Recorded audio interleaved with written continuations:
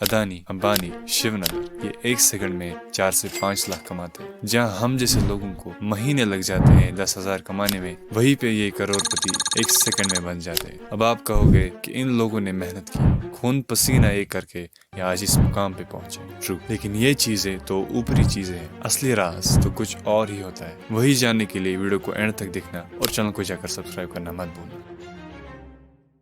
Money laundering एक ऐसी चीज जिसमें ब्लैक मनी को व्हाइट मनी में कन्वर्ट किया जाता है। ये तो हम सब जानते हैं। अमीर लोगों के पास इतना पैसा खाली लीगल बिजनेस से नहीं आता।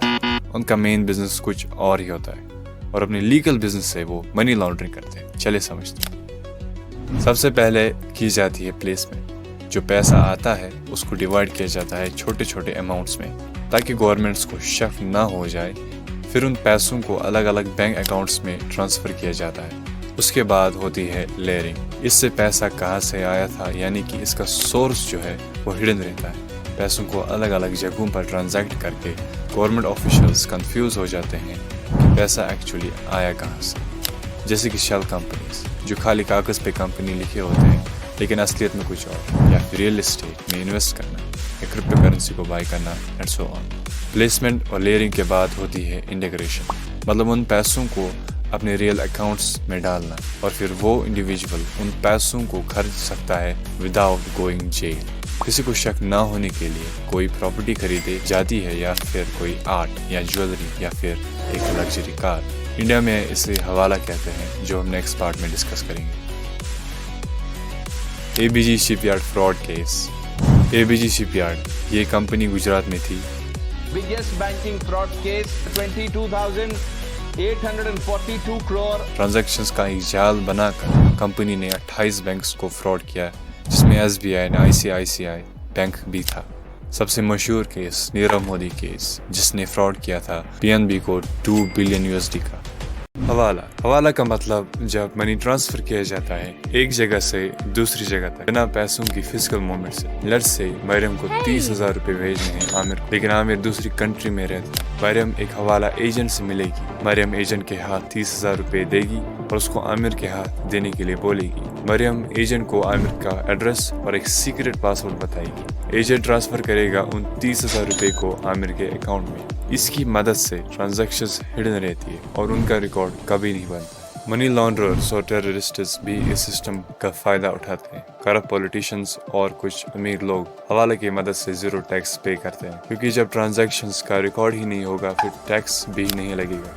Insider trading. जब कोई किसी कंपनी के बारे में एक सीक्रेट इंफॉर्मेशन लाता है, फिर उसके हिसाब से ही इन्वेस्टमेंट करता है। जब अमीर लोग इनसाइडर ट्रेडिंग करते हैं तो वो और ज्यादा अमीर हो जाते हैं, और इसकी वजह से नए इन्वेस्टर्स हमेशा लॉस में चले जाते हैं। एक high profile case insider trading का सेबी की तरफ से देखने को मिला, जब सेबी ने नोटिस भेजा पीसी ज्वेलर बलराम गर्ग को इनसाइडर ट्रेडिंग के खिलाफ। पीसी ज्वेलर के एमडी बलराम गर्ग ने गिरफ्तारी और सीबीआई छापों का खंडन किया है। कहा कि शेयर में गिरावट की वजह फंड की बिकवाली है।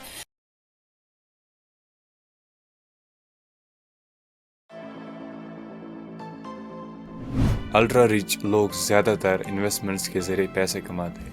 इन्वेस्टमेंट पैशन का भी हो सकता है, जैसे कि art, car and jewellery. On an average दुनिया के सबसे अमीर लोग 3% का अपना इन्वेस्टमेंट जो है गोल्ड में करते हैं। आजकल क्रिप्टो में हर एक इंसान इन्वेस्ट करता है और ये भी एक सोर्स ऑफ इनकम बन जाती है। रियल एस्टेट ये सबसे तेज और सबसे सेफेस्ट तरीका है अपने वेल्थ को बड़ा करना, इसलिए इस पर भी खूब इन्वेस्ट किया जाता है। जब फोर्ब्स ने प्रेसिडेंट ट्रंप की नेटवर्थ एनालाइज की तो हमें देखने को मिला कि ट्रंप का ह्यूज पोर्शन ऑफ इनकम जो था वो सेलिंग राइट्स, ब्रांडिंग और रॉयल्टी से आता था। ऐसे लोगों ने ऑलमोस्ट हर एक पैसे कमाने के तरीके को अपनाया है, और इसकी वजह से बाकी लोगों के लिए चैलेंजिंग हो गया है किसी भी तरीके से पैसा कमाना।